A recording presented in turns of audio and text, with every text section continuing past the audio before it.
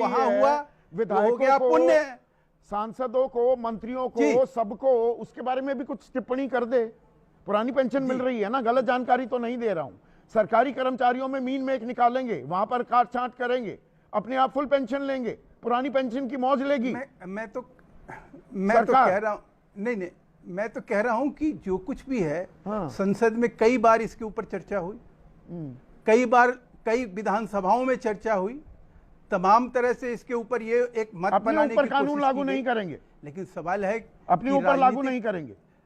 Exactly मैं तो कहता हूं आपके नहीं, मैं तो कहता हूं कि अगर इस तरह की कोई चीज, इस तरह का कोई पहल होता है तो देश में आदर्श स्थिति होगी।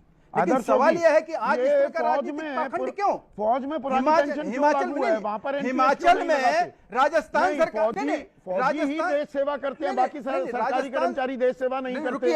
नहीं, बोलने दीजिए संदीप भाई। दर्शक अगर वंचित रहेगा जानकारी से, राजस्थान सरकार के 10 अक्टूबर के सर्कुलर में विकल्प सिर्फ है, अगर वो सुप्रीम कोर्ट के उस आदेश के तहत वापस कर सकती थी, कोई भी चैलेंज नहीं कर सकता था कानून। सुनिए सर, विकल्प दिया है 10 अक्टूबर, पढ़ाइए, अरे भाई अपने दर्शकों को दिखाइए ना सर। देखिए, अरे क्या हो गया है आपको? पिछले कुछ दिनों से बड़े विचलित चल रहे हैं, बीपी वगैरह चेक कराइए थोड़ा।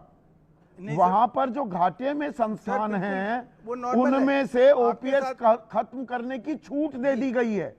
अब आप इसे विकल्प कहेंगे? छूट दे दी है, विभाग तय करेगा, कर्मचारी नहीं तय करेगा। का मतलब ये नहीं है, उसमें ये भी है सर, कर्मचारी नहीं, बोर्ड और सरकार के सामने उसकी सहमति आप जब प्रपोजल देंगे, जो अगर वही तो प्रक्रिया ऐसे ही शुरू होती है के रूप में, ये घुमाकर कान ऐसे ही पकड़ा जाता है सर।